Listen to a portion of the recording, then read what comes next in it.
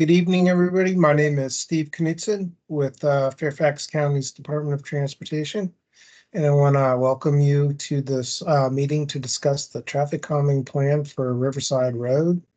And we can begin with introductions. And from FCDOT, we have joining us tonight Grace and Nicole. And from the Mount Vernon District Supervisor's Office, we have Diego joining us. And if any of the Community Task Force members are logged on to tonight's meeting, they can introduce themselves during the Q&A session following the presentation. Nicole, if you would want to go ahead and start the presentation, I think we're all ready. Certainly. Thanks, Steve. All right. Well, welcome in, everybody. As Steve said, we are here to explain the traffic calming process for Riverside Road. Okay. Couple things I would like to go over before we begin. Please note that this session is being recorded and may be shared on social media. Please hold all questions until the end of the presentation, and instructions on how to ask your questions will be at the end of the presentation as well. Okay, so where do we begin? We can begin with why we're here. We're here to explain the traffic calming process, provide opportunity for community feedback, and answer any questions that you all might have. And we can start with what is traffic calming. So traffic calming is the installation of physical devices to reduce vehicle speed. These devices can be either vertical or horizontal. Vertical devices are driven over, such as a speed hump shown in the upper left-hand image. And while you drive around the horizontal devices, such as a raised median island shown in the upper right image.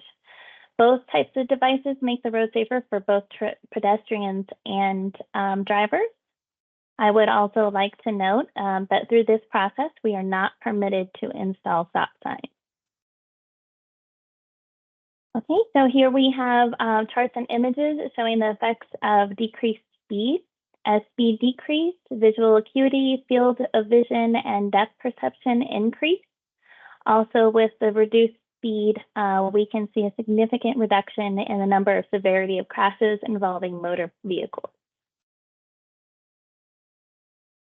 Here we have a map of traffic calming projects throughout Fairfax County. There are over 260 projects, resulting in more than 600 devices countywide. Every district has a device, and chances that you have driven over one are pretty high. The upcoming program can be broken into 5 steps. Step 1 is project initiation. Step 2 is plan development. Step 3 is community engagement. Step 4 is ballot phase. And step 5, which is the final step, project installation. So as I mentioned earlier, all traffic calming projects are always community initiated. So the process begins with a request from the community to the supervisor's office. Once the request is received by FCDOT, we will first conduct a basic eligibility review. Then we will conduct a traffic study. If the subject road qualifies for both basic eligibility review and traffic study, the task force will be, or the community will be responsible for forming a task force. There are eligibility requirements that need to be met. They are: the road needs to be a VDOT maintained road, have a 25-mile-an-hour speed limit, be functionally classified as local, collector, or arterial, and if it's collector or arterial, it needs to be a residential street. There are also traffic study components. Here we have a traffic study results for Riverside Road. For the volume criteria, we need between 500 and 6,000 vehicles, 24 hours, both directions combined. So for Riverside, we had 4,512, so we met the volume criteria. For speed criteria, we need the 85th percentile speed to be greater than or equal to 35 miles per hour. So what this means is that 15% of vehicles need to be traveling at 35 miles per hour or faster in at least one direction of travel. So for the 85th percentile speed in the northbound lane, we had 39, and the southbound lane, we had 42. So we met the speed criteria as well. So moving on to step 2, plan development. First, we will conduct a site visit in the field in order to develop a draft plan. Once we have that draft plan, we will meet with the task force to get feedback and then amend the plan if necessary. Once the task force is satisfied with the draft plan, homeowners directly adjacent to any proposed measure will need to sign off the placement of any device in order for us to move on to the next step. So there are device placement requirements. Based on the guideline, we need minimum of 300 feet between measures and from the existing stopping conditions. We need a minimum of 150 feet from an intersection. We need a minimum of 150 feet for adequate sight distance with any device. And it also has to fit on the existing roadway. So we have to take into account any driveways, manholes, utilities, and we also have to count for the grade of the road.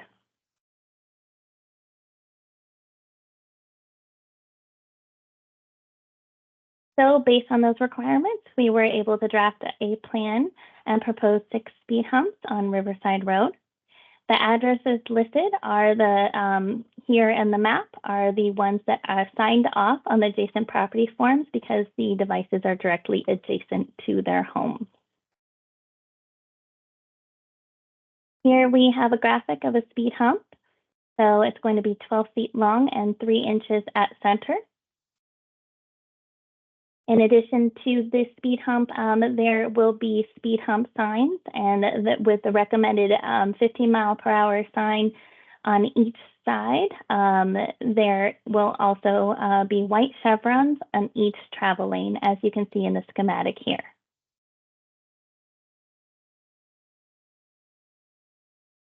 Moving on to step 3 is a community meeting, which is where we're here today. This is where we present the plan for the community to obtain feedback. Based on the feedback, the task force will decide whether they want to amend the plan or proceed to the next step. If the task force decides to move forward, we can then move forward to ballot phase, which is step number 4.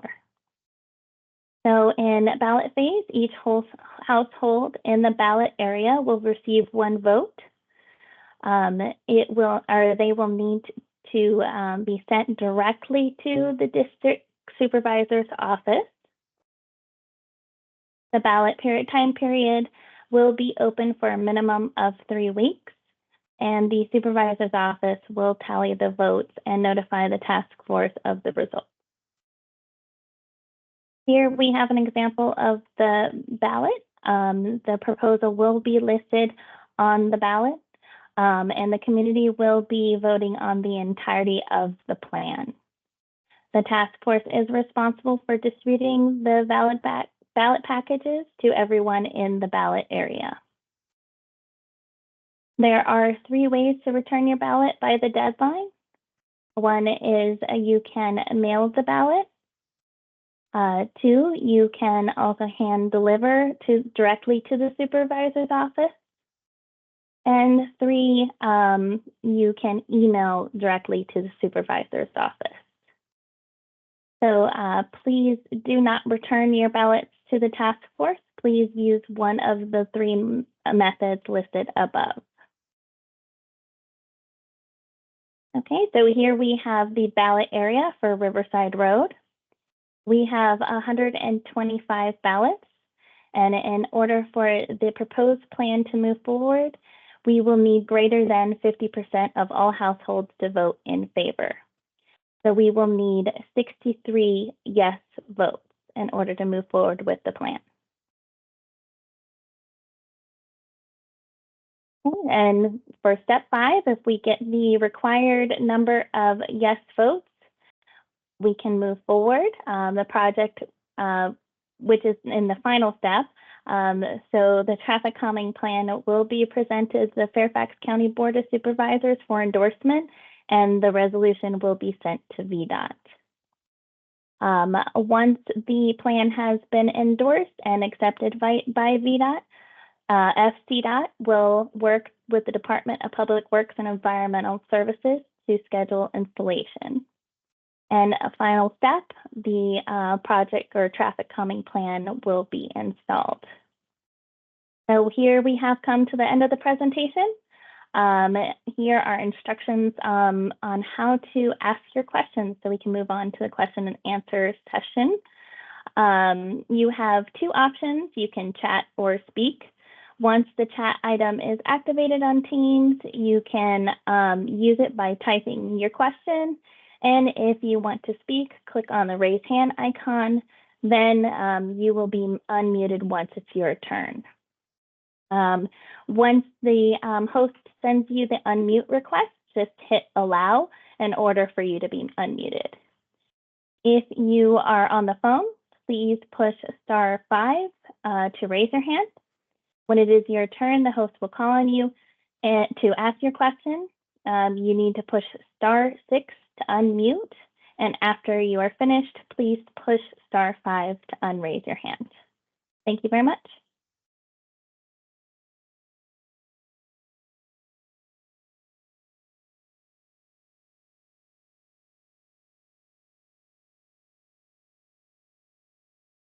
I'm seeing a hand raised from the number ending in 1360. I'm going to go ahead and send you a request to unmute your mic.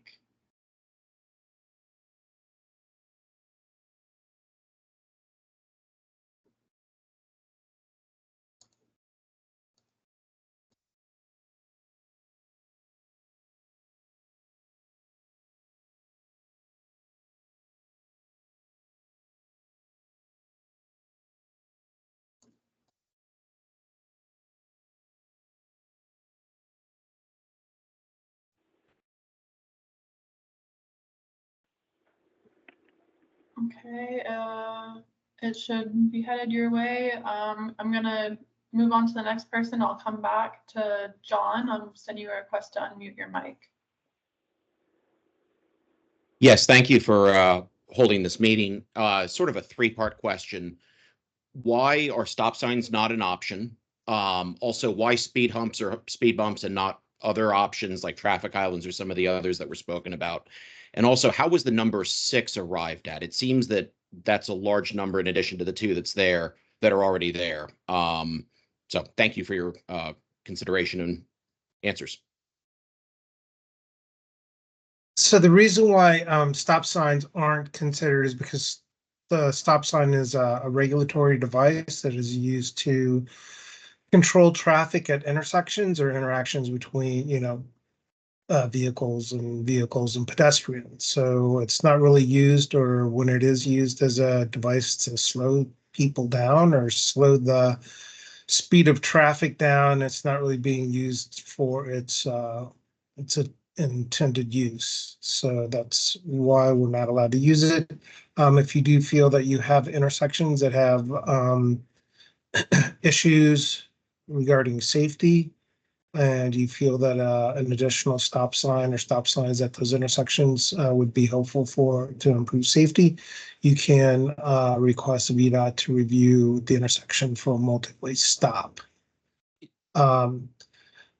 Regarding why other devices weren't used, we do need to fit, as Nicole said, on the existing roadway. So, narrowing parts of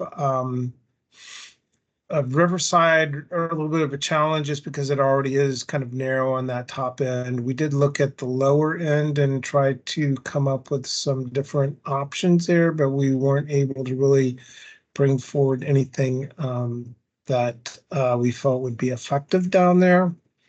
And then the reason why we're proposing this many devices is because of the length of Riverside. So it's almost a mile long. I think it's around 46 or 4,700 feet long. And so we feel that the amount of devices that we are proposing will help lower those operating speeds that we were recorded there on Riverside.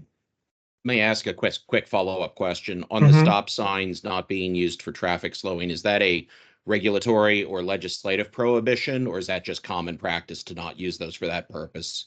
And then the placement of the 6, is that based on, again, regulatory or legislative guidelines, directions, or is it sort of just based on, best, what is deemed to be best practice? So there is what is referred to as the Manual of Uniform Traffic Control Devices that is used nationwide to make determinations on how to apply signage and striping on roadways and things of that nature. There is a notation not to use stop signs or multi-way stops as traffic calming devices. Then also in VDOT's policy, they have it called out as to not use stop signs or multi-way stops for traffic calming devices. And then the concern about device placements. Well, the total numbers of them. Well, I thought you were asking about. Well, yeah. Well, how was the number 6 arrived at versus, is there some sort of a firm guideline, or is that just sort of, again, best judgment based on the circumstances? That's kind of based on, the requirements of placing devices, the length of the roadway, and the speeding that we recorded. Thank you. Appreciate it. Okay.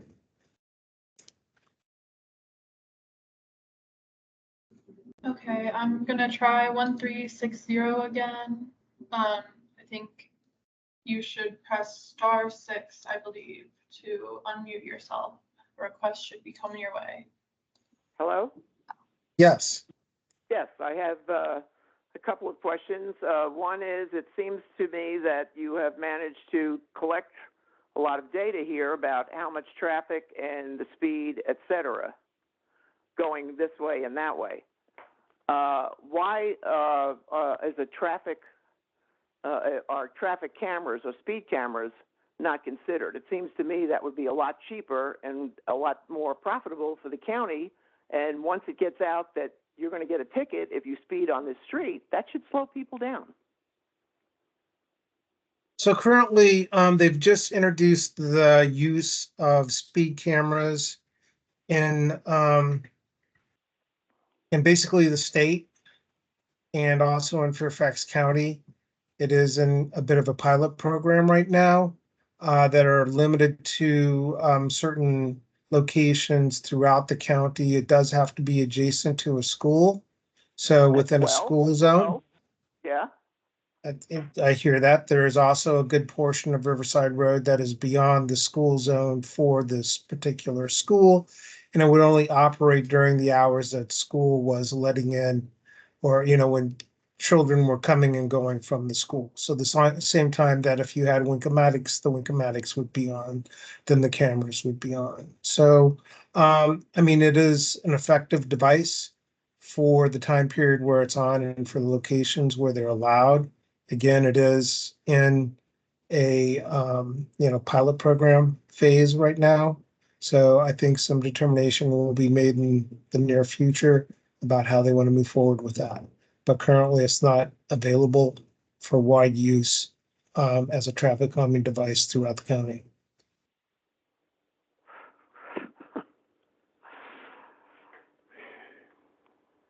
Okay. Well, no, not okay, because it really doesn't make a lot of sense. You say so. Well, anything.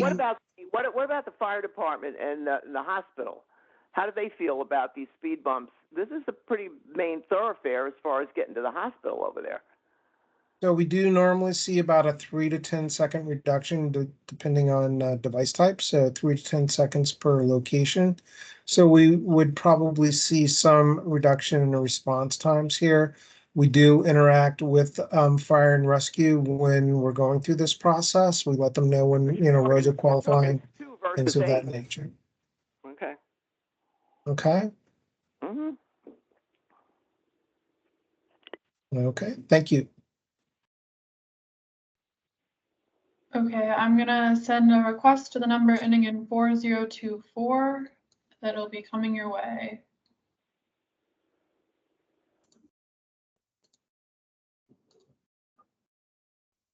Hi, thank you very much for having this meeting. We live in Cool Spring, but on the corner of Riverside and Cool Spring. And I cannot tell you how many numerous times I've been almost rear-ended for people coming up so fast when I'm waiting to take a left into Cool Spring. So I personally, my husband and I are personally very happy to see this development. And are we considered like able to vote on this because we're right on the corner? I'm sorry, were you asking, are you part of the ballot area? Yes. Can we put that map back up, Nicole, that shows the ballot area? I do believe.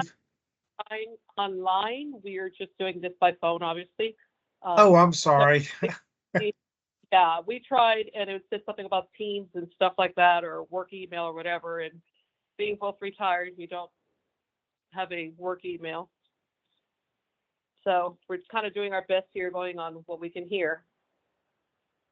Yeah, so I mean, are you on the southeast corner of Cold Spring and Riverside?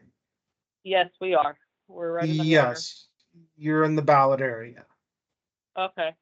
We're Okay. the ones that have a fence because we have a small dog that, unfortunately, the first week that we were here, ran right into Riverside and almost got killed twice.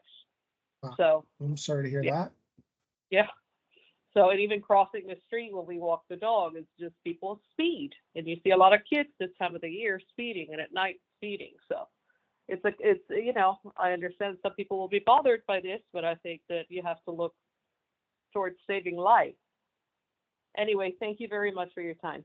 Thank you. Okay, you're welcome.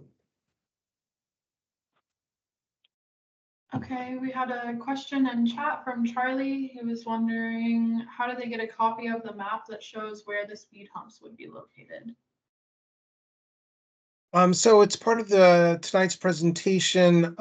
We did send the presentation to the supervisor's office, and you can ask them for a copy of the presentation. So you should be able to get that from Diego.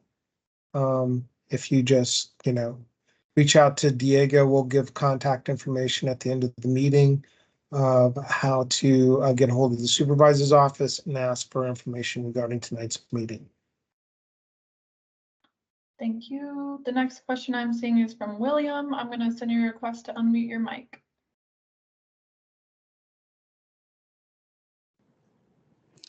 Yeah, yes, ma'am. Thank you for taking my question.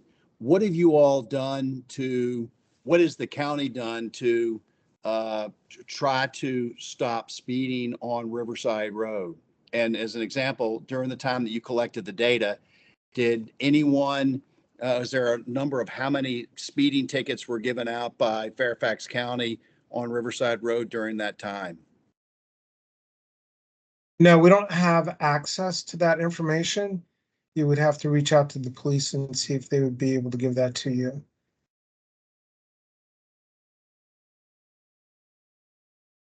And increased, I know that the police sit occasionally at the school, but increased officer presence along Riverside at different times, that's not part of this effort to potentially slow individuals who go over the speed limit on this road over? So, I mean, obviously the police are, a different agency than the FCDOT. They can be contacted either directly by, community members requesting speed enforcement on Riverside. So you can do that, through, reaching out to the supervisor's office or reaching out directly to the Mount Vernon police station and ask for enforcement. And you can do that, while this process is going on, after this process is, run its course. That would be something that you would need to, initiate from the community side.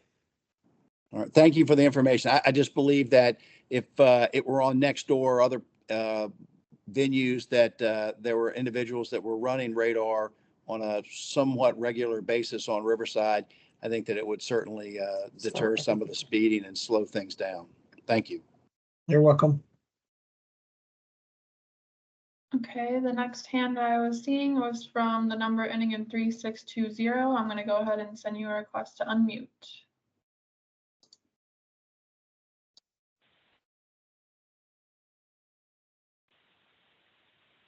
Hi, someone has already addressed my question. I'm dialed in. I was unable to join, so this meeting wasn't really conducive to those that are dialed. So I guess I have to communicate with Diego to get, a copy of the presentation. That's correct, right? Just confirming, since I was already in the queue, ask the question. Correct. Right. So Diego would be able to send you a PDF copy of tonight's meeting. Okay, and then one additional question you mentioned as part of this process, and when would that be? You reach out to law enforcement, fire department, has that already happened, or is that what happened in the future? No, I mean, that would be something that would be going on outside of this process. So what we recommend is that if you feel that you need speed enforcement from the police, which, the data that we've collected shows that, there are definitely concerns about speeding on this road, you can reach out yourself to either the Mount Vernon District Supervisor's Office and ask for speeding enforcement on Riverside, or reach out to that Mount Vernon police station yourself and ask for enforcement. And, obviously, they will, give you the enforcement they're able to do, but there are times when they are stretched for, coverage for the work that they have. And sometimes doing the enforcement on the residential and neighborhood streets, becomes a challenge for them, especially during those hours where, the traffic is, at its highest and most active. Okay, thank you. A lot of the high speed we often see at night is from Fairfax County, and it seems like they're in a non-emergency state, but of course we don't know that, and we have called quite often since both my spouse and I have almost been hit by them when it seems like they're just going at a high rate of speed. So I guess we'll continue to communicate with the local. Thank you. Yeah, thank you. Okay, the next question I'm seeing is from Maggie. I'm gonna go ahead and send you a request to unmute. Hi. Hello. Hi. To reiterate what one of the previous callers has mentioned, I have been a resident on Riverside Road for about 20 years. The speeding, and I do appreciate that some people feel they might be inconvenienced by this, but safety is a very real issue. I myself have not only been multiple times possibly rear-ended, I have been rear-ended while waiting with my blinker on to take a left onto Cool Spring from Riverside. I was rear-ended. I had a child in the car with me. I had significant damage done to the back of my SUV. I was glad I wasn't in an SUV, because if I'd been in a smaller car, it would have been great. It was somebody flying down from turning off of Collingwood onto Riverside, and they just never stopped. I was rear-ended and significant damage to my car. While that was a big deal, what is even a much bigger deal is when I had to render first aid and call 911 for a child that was hit in front of my house crossing Riverside Road by a speeding car. He was okay, but that was a horrific and terrible situation. And I had to call his mother and say, meet your son at the hospital. It was awful. I appreciate people thinking they might be inconvenienced, but safety has to be paramount. And it is very dangerous. Those are two specific incidents, but the countless speeding going down this road, it's every day. So wanted to share two very significant incidents that have happened to me personally. Okay, thank you. And I'm sorry you had to, go through those two situations, especially with rendering the first aid. Sorry about that. Thank you. Okay, the next hand I'm seeing is from Doug. Doug, I'm going to send you a request to unmute yourself.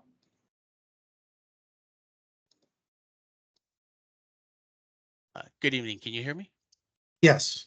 Okay, great. My name is Doug. I'm actually, I guess this time, I was the task force lead. So if anyone has anyone online right now, you should have the flyer. You can actually reach out to me and we can kind of discuss some of the things that went behind the scenes on this. Thanks, Maggie, for standing up and talking about the issue.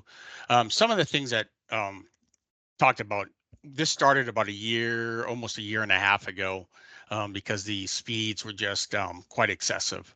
Um, I was really surprised and didn't really realize it honestly until COVID, when I was hanging out in front of my house or trying to walk my dogs. Um, for those that are online, that I know, like Maggie said, this might be a little bit of a convenience, but the reality is this is something that's needed on Riverside Road. We have people literally drag racing down Riverside Road, if you're not aware of that. We actually have people passing on Riverside Road. There's a motorcycle driver that he decides to go. I've clocked him at 55 miles an hour standing on the back of his motorcycle. I got video of that as well. Probably not good if something happens and he loses control of that vehicle, even at 25 miles an hour, but 55 is a little excessive. Just so everyone knows, the fastest speed so far recorded on Riverside is 82 miles an hour in a 25-mile-an-hour residential zone. If you look at some of the statistics and the data, it's pretty high for a 25-mile-an-hour road. So I just wanted to get that out there, but more importantly, just introduce myself, since I kind of led this up this time. And I'll say this time because this has happened 2 or 3 times before this. They've tried to work through some of the getting some sort of traffic calming measures. The last effort was 4 or 5 years ago when they got the speed humps in front of the elementary school. So this time we hope to see it extended throughout. And you are correct, Steve. It is about a mile. It's 0.9 miles long. So we did all the data on that just to see how fast someone, it only takes about 2 minutes to go from Collingwood to Elkin or Londonderry, but people have want to get there quicker and faster. But we, to Maggie's point, many people have lost vehicles because they've been rear-ended, pulling into or out of their driveway, things like that. So anyway, I'm on there. If you guys want to reach out to me as well, that's fine. Happy to share any data. And to the point on the non-emergency vehicles, yeah, police cars are actually roaming. They said that I've talked to them at least a half dozen times. They're actually going 35, 40, 45 miles an hour on Riverside, and no police lights, nothing. So it's really not, they say that they're patrolling, but really not the case. To the individual that asked before about speeding tickets, I think right after we did one of the studies, they gave out about 7 to 9 tickets, if I recall, something to that extent. But that was about a year ago, and I haven't heard of anyone giving out speeding tickets since then. Other than that, if you have an issue with the speeds in the morning or afternoon, the police always told me to please call them down at the precinct, and they hopefully will get a car out to patrol the area. But just this morning, I mean, I was clocking people at 60 miles an hour in front of my house, and I'm only about 400 feet from Collingwood. So I don't know how they're barely stopping prior to getting there. So anyway, thanks. Thanks for holding the meeting. Thanks to VDOT and FCDOT for doing this. I know it's been kind of a long time to get to where we're at, and hopefully we can bring, for those that want this, obviously, I'm hoping a lot of people do, just to kind of slow things down a little bit. Thanks. All right. Thank you, Doug. Okay, the next hand I'm seeing is from the number ending in 3454. I'm going to send you a request to unmute yourself.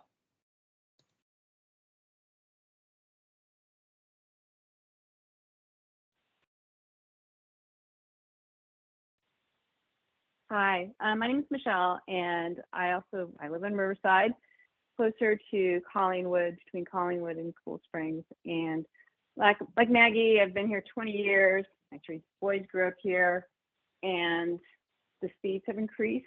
I walk my dogs constantly, good luck if I'm trying to cross the road, even in the crosswalk. People just don't slow down. It's always a big surprise if they actually stop. And my dog walker was once almost hit, had to jump onto the curb. Actually, she was on the curb. The car jumped the curb at Cool Springs and Riverside. So we're not seeing a solution to the problem of people slowing down. This is one element that we can use that we know is in place, or will hopefully will be in place. So I would like everyone to please consider that. And that's all I have. Thank you. All right, thank you.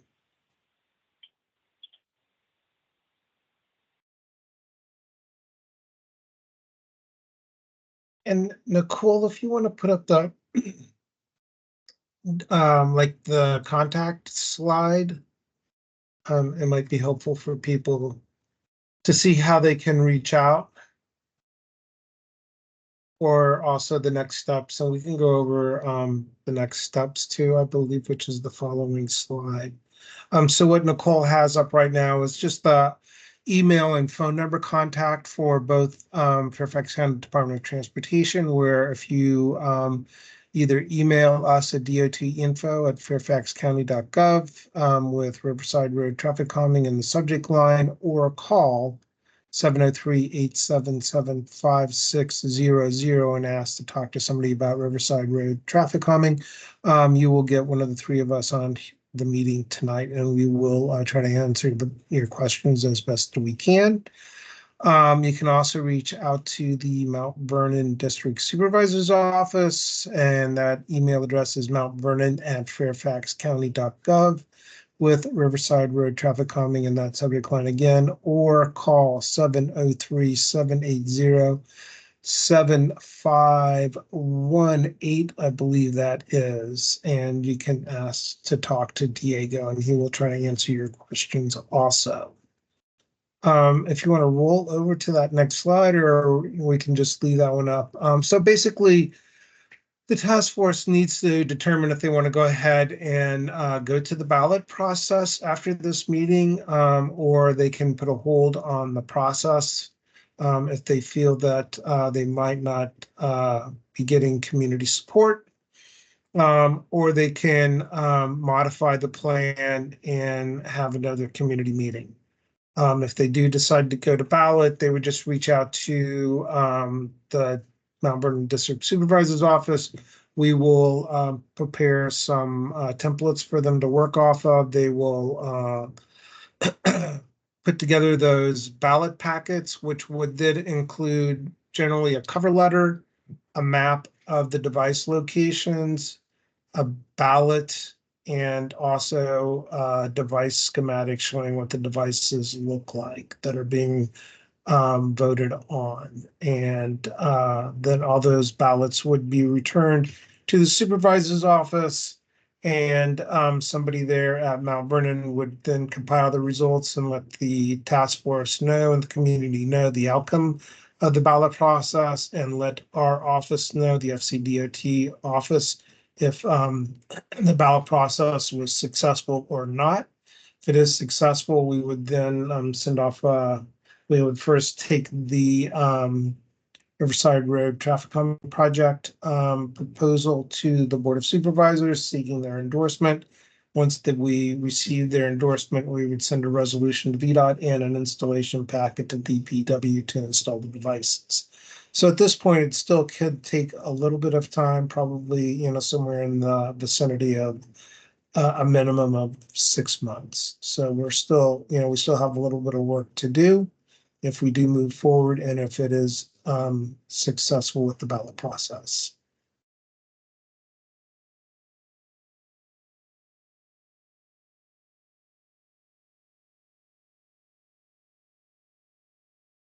And we do have tonight's meeting available at the district supervisor's office in a PDF format if somebody would like to see it and run through it themselves. I do know there were a number of people that were phoning in for tonight's meeting, and I'm sure it's a little bit difficult trying to imagine what we're talking about when we're referencing like the map and things of that nature.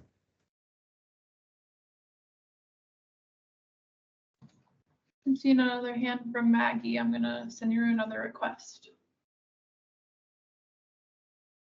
Hi, thank you. Just one more follow-up question. I'm interested to know, given that the speeding has been verified repeatedly, why is the ballot process required, given that, you know, the speed is identified as an issue?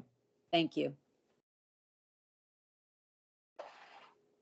Well, VDOT does feel that the device or the roads that they've, designed are, correct, geometrically, and that the traffic calming measures are just an additional engineering or geometric element to help get people to slow down. And they definitely can be not always well received in the community. So that's probably the main reason why they do have the ballot process. We want to see that the community definitely supports this process before we install them.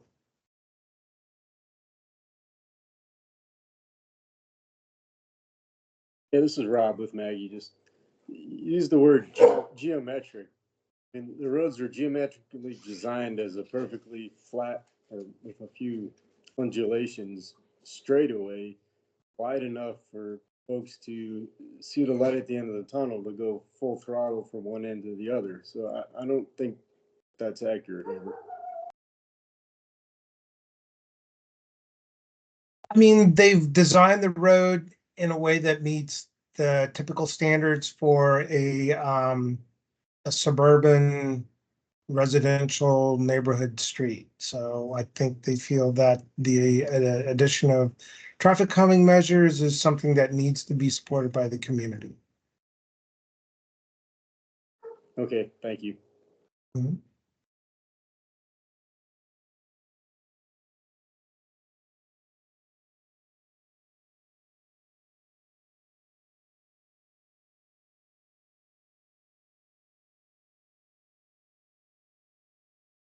And so we're not seeing any more questions or any more hands coming up. Like I said, our next step would then be for the task force to gather again and make a determination if they want to move forward. If they do, they just need to reach out to the supervisor's office and we will get them the template information they need to work off of to get that those ballot packets out to the 125 parcels that are going to vote on this. Diego, is there anything that you would like to add before we say goodnight? I just want to thank everybody from the community for being here, as well as Fairfax County staff. These are community issues that we take very seriously, especially when it is putting lives in danger. So thank you very much for everybody who voiced their opinion today, and we will continue with the process till the 10th. Thank you very much, all. All right, thank you, Diego. And thank you, everybody, for attending, and everybody have a safe and good night. Thank you.